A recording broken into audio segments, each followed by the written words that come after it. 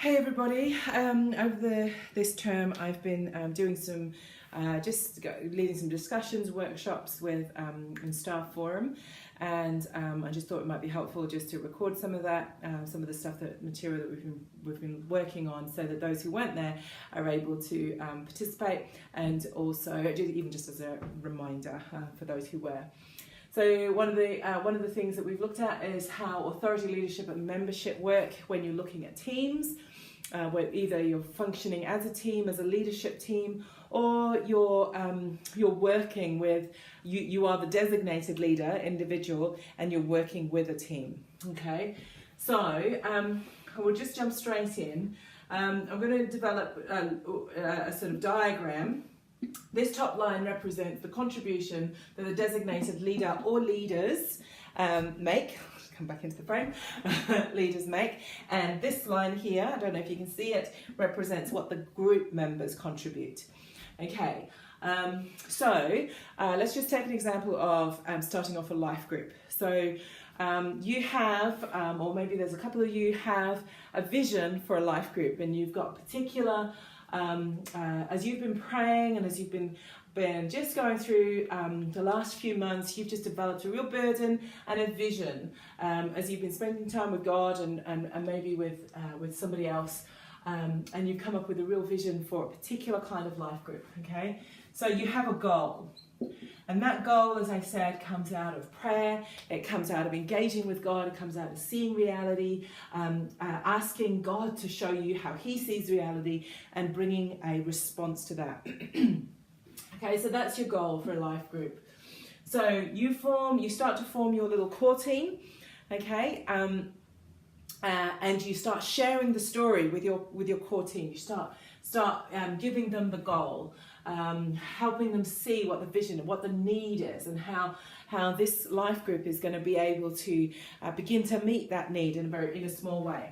Okay, so as you meet with your core team, and maybe others start coming and joining you, you or the pair of you, your leadership team, the two of you are contributing a lot of functionality to the group. You are holding the vision, you're holding the goal, you see maybe how to get from where you are now to where you want to be as a team, as a life group.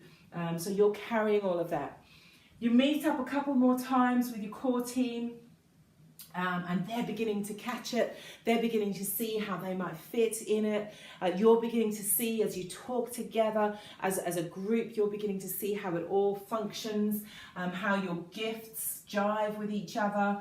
And you might realize that we can have worship because this person is able to lead worship in small groups and has a real passion for that, and has a real compassion for people, and bringing them into the presence of God. And there might be somebody else who's just super organized and would be brilliant at organizing day trips or the social activities that you're going to do as a life group, or the missional activities you're going to do as a life group. And so they're the organizational ones. So we know that that's going to be their role. One of the things that they will contribute. Somebody else might be super gifted in hospitality, welcoming people, helping people feel at home and finding their place, finding their role, finding the way that they can contribute. And so they're going to be that's going to be their role. So the members are catching the vision, they're finding their place. It's wonderful, wonderful, wonderful. Okay, so and this is how things progress. But as in any life group, stuff happens. And so your core team, you may have members of your core team who have something in their health comes up, or it could be you might have students on your core team, and exam period comes up, or they need to write their dissertation, or whatever it is, and their ability and their availability to contribute reduces. And so rather than being there, they have to drop their contribution down to here.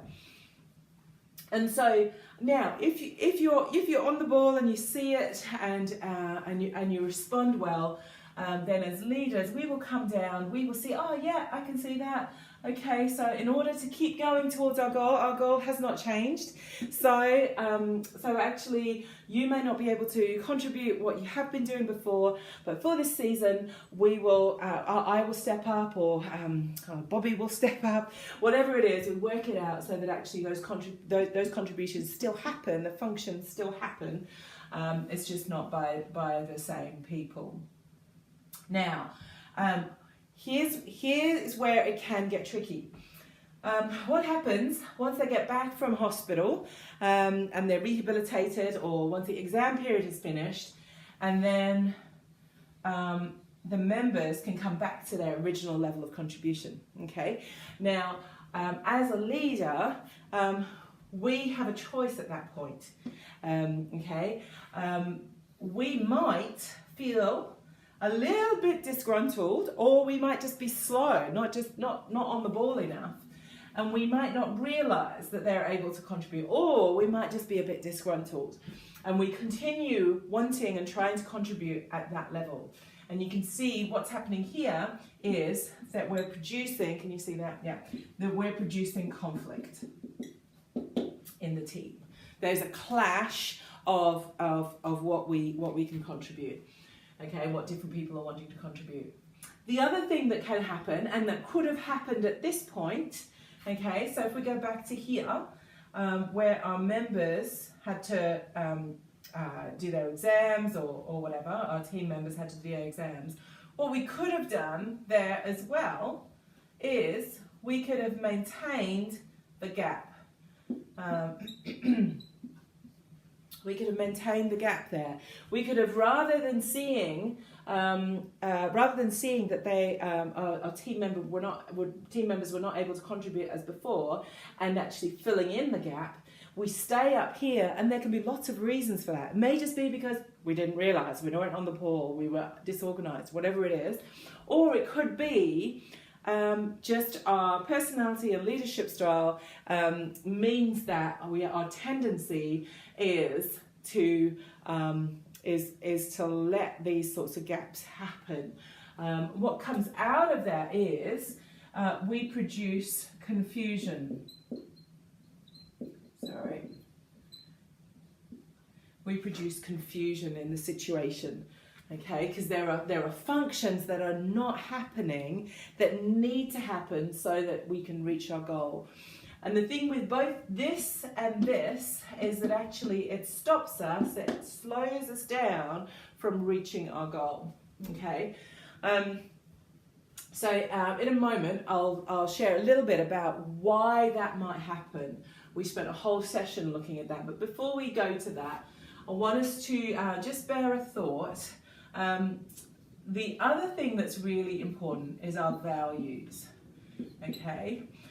Now, if for this to work well, where we are jiving as leaders and team, we are jiving together, and we're actually being responsible and responsive to what's going on, and we're able to just adapt our contribution to the contribution of our team.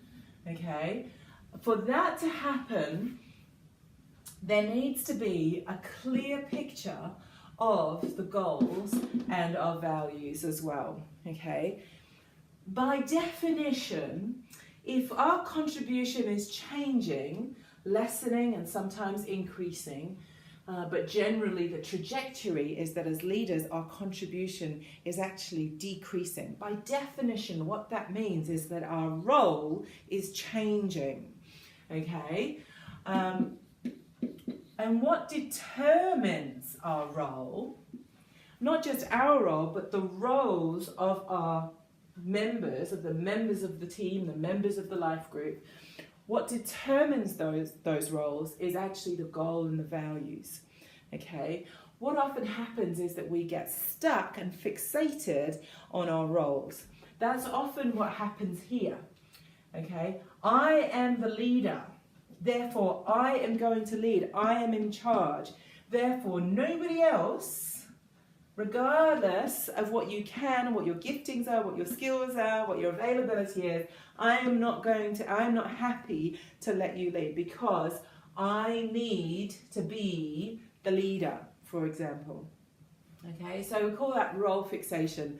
And it can happen, and it can happen at any point. Okay, it can happen with the leaders, and it can happen with the members. But as leaders, our responsibility is to keep an eye on that and make sure that our identity is not wrapped up in the roles, but actually our eyes are set on the goal and the values. What is the role that I need to play in this situation, in this season, at this time, that is going to help us all move forward towards the goal?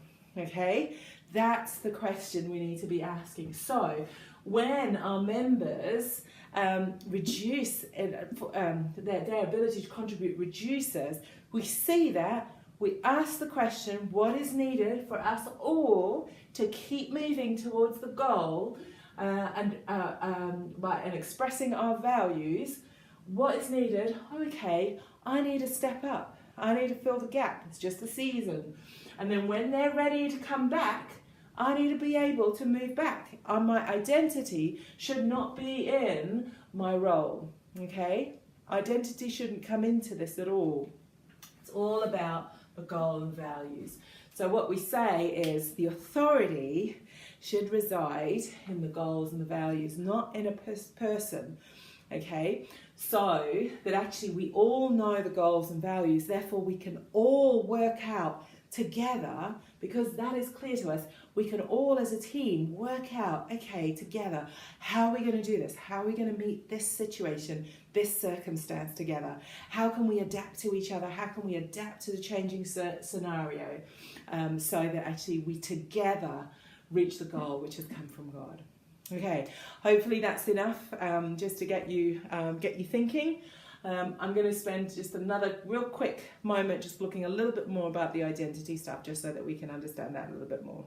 Thanks.